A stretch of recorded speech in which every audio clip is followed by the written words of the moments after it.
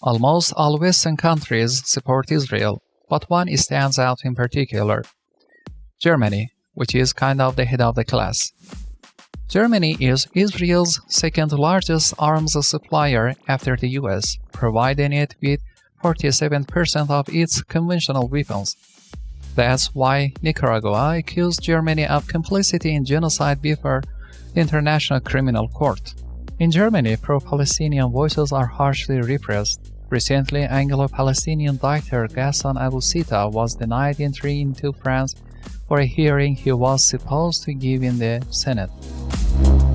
The reason: Germany banned him from the Schengen Area for a year for allegedly promoting terrorism, anti-Semitism, and radicalization, all because he was to speak at the pro-Palestinian Congress in Berlin, a congress that was ultimately banned. And at this congress, Yanis Varoufakis, former Minister of the Economy, was also supposed to participate, but he was banned from entering Germany for his pro-Palestinian positions. It's exceptional for a former European minister to be banned from an EU country.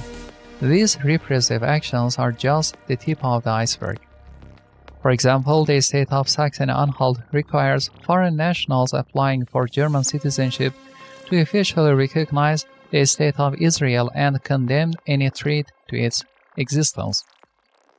And of course, there have been numerous abusive searches, legal proceedings, and the dissolution of organizations like Samidon, and the red triangle symbol has recently been banned in Germany. Because this symbol is used by pro-Palestinians, even though it is also used by associations of Nazi victims. And in Germany, the pro-Israel attitude is not limited to the right. Even the most radical anti-fascist far left, like some football clubs ultras, supports Israel. We create history-focused content on this channel. If you're a history buff, please subscribe, hit that like button, and turn on notifications to stay updated on our latest videos. So how can we explain all these widespread pro-Israel positions in Germany? Many people have a simple explanation. Feeling guilty about the Holocaust and their crimes against Jews, Germans logically support Israel to make up for their moral failings. We believe that this psychological explanation is insufficient. There are several problems with this theory. First, if Germans really wanted to atone for their crimes, they would spare anti-Zionist Jews. However, this anti-Palestinian policy also targets Jewish voices critical of the Israeli regime. For example, when filmmaker Yuval Abraham criticized the state of Israel, the mayor of Berlin and other German politicians accused him of anti-Semitism. As the filmmaker said, coming from German politicians, this is completely scandalous, especially since most of his grandfather's family were direct victims of the Germans during the Holocaust. Peter Schaffer, a leading specialist in Judaism, was also dismissed from his positions as director of the Jewish Museum in Berlin. This was because he had shared a platform with 240 Jewish and Israeli academics who opposed the condemnation of the BDS movement in Germany. BDS is a boycott movement against Israel. Following his dismissal, Peter Schaffer was supported by 45 Jewish academics, but this made no difference. Palestinian journalist Nemi Al-Hassan was fired from Deutsche Welle for simply liking Instagram posts from a pro-Palestinian Jewish organization, so Jews are not exempt from Germans' anti-Palestinian policy. Benjamin Rotzkopf, a professor of modern Jewish history and culture, has an explanation for this paradox. In a Germany that prides itself on its effort to overcome the past, it's clear that the only Jews easily domesticated in post-Nazi German society are those who accept German atonement through Zionism. If you've enjoyed our content so far, show your support by subscribing, liking this video, and leaving a comment. Your feedback helps us create even better content. Yes, They're really angry. In fact, anti-Palestinian and pro-Israel sentiment goes far beyond a certain guilt over the Holocaust. Germany, like France, England, and the US, simply defends Israel because it's a Western country that defends Western interests. So it's not just a psychological problem of guilt. Germans have material interest in defending Israel. They also have a leadership role in the European Union and thus a leadership role in imperialism, just behind the United States.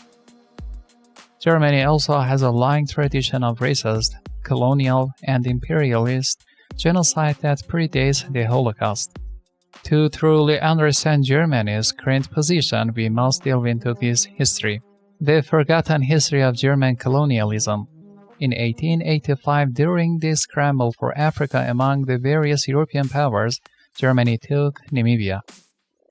It imposed its authority brutally under the leadership of Heinrich Göring, father of Hermann Göring, a figure of Nazi Party.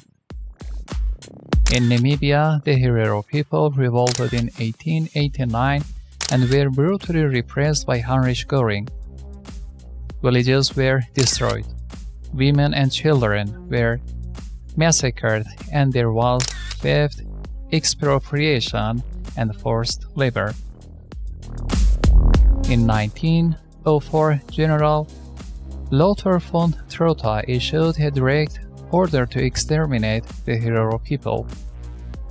Between 1904 and 1908, the Germans exterminated nearly 80% of the Herero people and 50% of the Nama people and other people who also resisted German domination. It was 65,000 Herero and 10,000 Nama who were killed. The few survivors were interred in the first concentration camps and disappeared in the following month. Even at that time, the genocidal machinery that would later lead to the final solution was in full swing. So now I think it's clear to everyone. Germany's genocidal and racist history is not limited to anti-Semitism. A very limited Denazification. We forget the colonial character of German history, but we also forget the anti-Semitic character of Germany after the Second World War. West Germany, liberated by the Allies, worked hard to give itself the image of a model student of the free world. Yet Denazification was very limited in West Germany. The Allies tried the main Nazi leaders, but that was all. It's a bit like de Gaulle, who after the Second World War, needing an administration, saw no problem in keeping a few Wichitas. So it didn't really change the key structures of German society. In 1945, the Nazi Party had nearly 9 million members, and of these 9 million, this pseudo-denazification led to the conviction of only 11,500 people, or 0.1%, and the execution of 650 of them. And this pseudo-denazification had spectacular failures. Many high-ranking Nazis managed to escape justice and create new lives for themselves. For example, Adolf Hausinger, a general under Hitler, ended up as president of the NATO Military Committee until his retirement in 1964. And then there was Hans Gluck, author of the Nuremberg Laws, who ended up becoming chief of staff to Konrad Adenauer, the first federal chancellor after the Second World War. Theodor Oberländer, a former Nazi official, became minister for displaced persons. These are not isolated cases. Nazism became deeply embedded in post-1945 German society. In the post-war years, 90% of magistrates and lawyers had served under Hitler. In 1961, 67% of executives were former members of the Nazi Party. Despite all this, after the defeat of the Nazis, West Germany gradually became the showcase of the West. Thanks to its impressive industrial performance, its rigorous management of public finances, and its fierce fight against inflation. Then, with its reunification in 1990, Germany became a hegemonic power in Europe, and for several years now we in France have been constantly sold the German model. Germany, as of us, became the engine of the imperialism of European construction and has steered it based on treaties that defend its interests. These treaties promote free trade, the free movement of capital and goods, a single currency model on the Deutschmark, and independent European Central Bank, and an absolute priority on controlling inflation and budgetary balances. These treaties, which can only be modified, unanimously prescribe strict economic and budgetary management policies such as levels of public debt and inflation. And these economic rules at the European level greatly weaken democracy at the national level. Through the EU, Germany can therefore develop its imperialist policy both outside and inside Europe. Talking about imperialism between European countries may seem strange, but in the theory of imperialism, there is obviously the North as the center and the periphery as the South. But there are also countries called semi-peripheries that are less often talked about. The countries of the Eastern Europe are semi-peripheral, not quite of the North and not quite of the South. These are countries exploited by the North, but which also profit from the exploitation of the South. Germany's enrichment can therefore be explained by social dumping practice in its neighboring countries, which have much more flexible labor rules.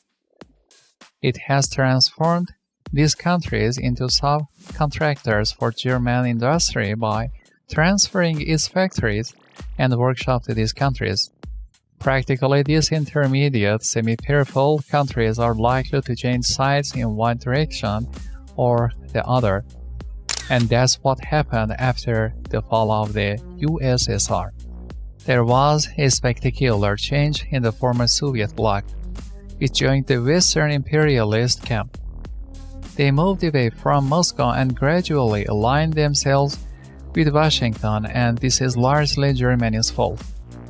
Berlin played a key role in integrating these countries into the European Union from 2004 onwards. This coincided with their admission into NATO, the quintessential imperialist organization, because economic imperialism is always accompanied by military imperialism. After the Second World War, Germany, which had returned to being a warlike nation, adopted an anti-war policy. Germany notably took pacifist positions. For example, they were against the war in Iraq. But after the Russian invasion of February 2022, Germany abandoned its anti-war positions. Germany is now the second largest supplier of military aid to Ukraine, just behind the United States. It has also, for example, authorized Ukraine to directly strike Russian territory with German weapons, just like the US. Then Washington and Berlin announced the deployment of long-range missiles in Germany. Moreover, 35,000 US troops are already stationed in Germany. Germany is once again embracing a belligerent stance, and it's embroiled in an interminable war with Russia, rather than fostering a reasonable compromise for Europeans. To borrow Pascal Boniface's phrase, the Germans are ready to fight to the last Ukrainian. In fact, Germany is simply and totally aligning itself with American interests in Europe. So why wouldn't it also align itself with American interests in Palestine? Palestine, the heart of anti-imperialism, is now at the heart of the struggle against Euro-American imperialism. As Joe Biden said when he was a senator, if Israel didn't exist, we would have to create one in the Middle East to defend American interests. Or as another American president, Richard Nixon, said, Israel is America's largest unsinkable aircraft carrier, which doesn't carry a single American soldier and is located in a region critical to American national security. In 2021, before the current war, Israel received more U.S. military aid than all other countries combined. For the U.S., the interest in this region is to guarantee a stable supply of oil priced in U.S. dollars for the global market and to ensure that the price of oil is not beyond U.S. control. For the U.S., the interest in this region is to guarantee a stable supply of oil price in U.S. dollars for the global market and to ensure that the price of oil is not beyond U.S. control. Israel, being a settler colony and a warrior state, is the main bulwark against Arab unity in the region and the nationalization of oil. Let's remember that there are 40,000 U.S. troops stationed in the Middle East and 23,000 American citizens in the Israeli army. As for the European Union, it is Israel's largest trading partner, and Germany is Israel's largest European supplier. So if Israel suffers a defeat in Palestine, the entire imperialist camp will suffer the consequences. So now you understand why Germany has such a strong interest in defending Israeli policy and repressing all pro-Palestinian voices. In summary, Germany has a long history of imperialist, racist, and genocidal actions against non-white people. The racist structures of German society have never been purged, and today Germany is an imperialist country economically and militarily in Europe, but also in the Middle East. So yes, perhaps there is also a bit of excessive zeal on the part of Germans wanting to atone for the crimes perpetrated during the Holocaust and a desire to make amends for past crimes on the backs of the Palestinians. But that's a psychological aspect. The main point is that Germany remains an imperialist country that defends its interests as a leader of the European Union and the interests of its American ally. And the whole West has an interest in maintaining chaos in the Middle East to avoid a potential union of Arab countries, which could lead to a rise in oil prices, among other things. Thank you for watching. Don't forget to subscribe, like, and comment to let us know what you think. Your support means the world to us.